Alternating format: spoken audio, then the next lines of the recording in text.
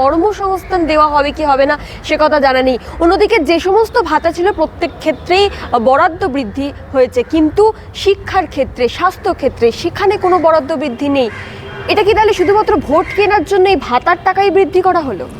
না, এই যে বেকার যুবদের জন্য যেটা করা হয়েছে সেটা বামফ্রন্ট প্রথম এই কাজ পশ্চিমবাংলায় দেখিয়েছিল যে বেকার ভাতা চালু করা। কিন্তু তখন নিয়ম ছিল, বামপন্থী যুবদের আন্দোলনের দাবিও ছিল যে হয় কাজ দাও না হলে বেকার ভাতা দাও। তাহলে বেকার ভাতাটা হচ্ছে যতদিন সে কাজ না পাচ্ছে তার জন্য ব্যবস্থা। এবং বামফ্রন্ট সরকার যখন সদ্য এসেছিল তখন পশ্চিমবাংলার যে অবস্থা ছিল, তারপর ধীরে ধীরে শিল্প টিল্প ইত্যাদি তৈরি করে সেখানে বেকার ছেলেমেয়েদের কাজের ব্যবস্থা, যতদিন তারা সেটা না পাচ্ছেন ততদিন পর্যন্ত বেকার ভাতা। কিন্তু 15 বছর ধরে একটা সরকার চলছে, তারপরে গিয়ে আগামী আগস্ট মাস থেকে আগামী 5 বছরের জন্য এই যে ভাতা ওরা চালু করছেন, সেই যারা ভাতা পাবেন 5 বছরের জন্য ভাতা হবে। তাহলে সেই 5 বছর যখন পেরিয়ে যাবে বা সেই 5 বছরের মধ্যে ওই বেকার ছেলে মেয়ে সে কোথায় চাকরি খুঁজে পাবে, তার জন্যে কি প্ল্যানিং আমাদের রাজ্যের সরকার, তার বাজেট, ভোট অন অ্যাকাউন্ট আপনি যে নামই বলুন করলেন, সেটা কিন্তু আমরা জানতে পারলাম। এই যে প্রতি বছর বিজনেস সামিট, গ্লোবাল সামিট, এই সামিট ওই সামিট হচ্ছে, এই সামিটগুলোতেই তো চাকরি প্রার্থী ইত্যাদিদের খবর আসবে যে এখানে এখানে শিল্প হবে, এখানে এখানে কাজ হবে। তাহলে যারা এই ভাতা নেবেন, ভাতা এমনিতে অধিকার, কিন্তু তৃণমূলের পক্ষ থেকে বারবার এই কথা বলার চেষ্টা করা হয়, মুখ্যমন্ত্রী বলেন আমি দিয়ে দিলাম, মানে ওটা কারুর করুণার ওপর নির্ভর করে না, ভাতাটা অধিকার। বামফ্রন্টের আমলেও অধিকার ছিল, এই আমলেও অধিকার, এর পরের যে সরকারটা আসবে তাদেরও অধিকার। ফলে এই অধিকারের জায়গা থেকে আমি কোনো একটা জিনিস পাবো, সেটা এক। আর দুই হচ্ছে যে আমি এই ভাতাটা নিতে, বেকার ভাতা যে নামে চালু হয়েছে, সেইটা নিতে নিতে তো আমাকে কাজের খোঁজ করতে হবে। তাহলে আগামী 5 বছরের মধ্যে এরকম এখনো পর্যন্ত পশ্চিমবঙ্গ সরকারের কোনো দিশা নেই যে পশ্চিমবাংলার অমুক অমুক অমুক অমুক জায়গায় অমুক অমুক শিল্প তৈরি হবে যাতে করে এত এত বেকার ছেলেমেয়ের কাজ হবে। তাহলে কাউকে বেকার ভাতা বলে আমি কিছুটা তাকে সাময়িক রিলিফ দেওয়ার চেষ্টা, কিন্তু 1,500 টাকায় কি সাময়িক রিলিফ হয়? আরে সরকার তো তার পলিসির গন্ডগোল আছে। আজকে শিক্ষা বন্ধুদের জন্যে, পার্শ্ব শিক্ষকদের জন্যে, আশাকর্মীদের জন্যে যত সামান্য অঙ্কের টাকা ব্যয় বরাদ্দ বেড়েছে, এইটা কি তাদের সংসার চলার জন্য যথেষ্ট নাকি? কে একজন 13,000 টাকা মাইনে পেতেন, উনি 14 পাবেন, যে 5,200 পেত সে 6,200 পাবে। এইভাবে সরকার চলে না তো।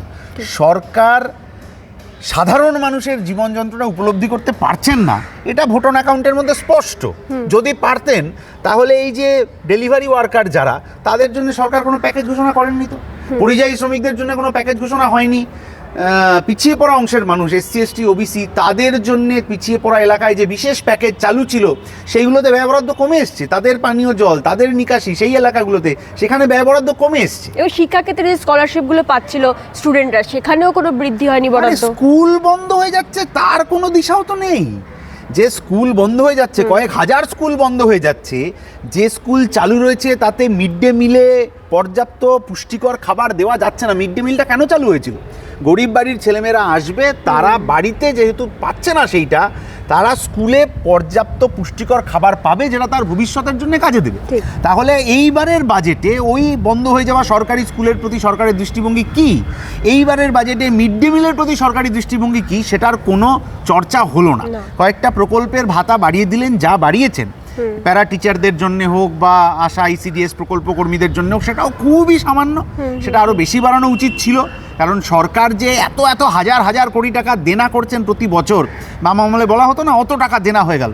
তাহলে সরকার এখন প্রতি বছর বাজার থেকে যত টাকা দেনা করছেন, সেই টাকাটা যাচ্ছে কোথায়? মানুষের উপকারও তো যাচ্ছে না। তাহলে কোন দান খয়রাতিতে যাচ্ছে, এইটা কিন্তু সরকারকে জানাতে হবে। 4% ডিও কিন্তু বৃদ্ধি করা হয়েছে রাজ্য সরকার। 4% ডিএটা কোনো ডিএ নয়।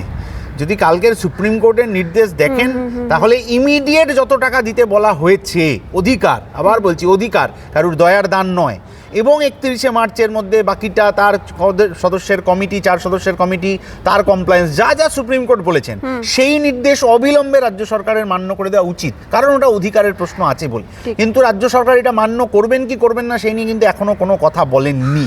ফলে শ্রমিক কর্মচারীদের আবার সেইটা নিয়ে বাড়তি কোনো লড়াইয়ে যেতে হবে কিনা, এটা এক্ষুনি দাঁড়িয়ে আমরা বলতে পারছি না। যেতে হতে পারে। বিকাশ রঞ্জন ভট্টাচার্য, ফিরদৌস শামীম, অর্থাৎ যাদেরকে বামপন্থী আইনজীবী বলা হয়, তারাই কিন্তু কার্যত লড়াইটা করলো। কিন্তু বিজেপি বলছে যে এই ঘটনার পিছনে বিরোধী দলনেতা শুভেন্দু অধিকারীর একটা বড় ভূমিকা রয়েছে। শুভেন্দু অধিকারীর ভূমিকা তৃণমূলের ছিল, যখন আমরা ওকে নারদার ভিডিওতে দেখেছি।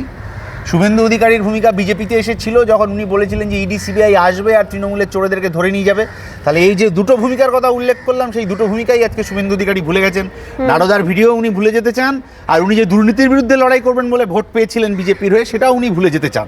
ফলে সাধারণ মানুষ ওইভাবেই শুভেন্দু অধিকারীর ভূমিকা ভুলে যাবে।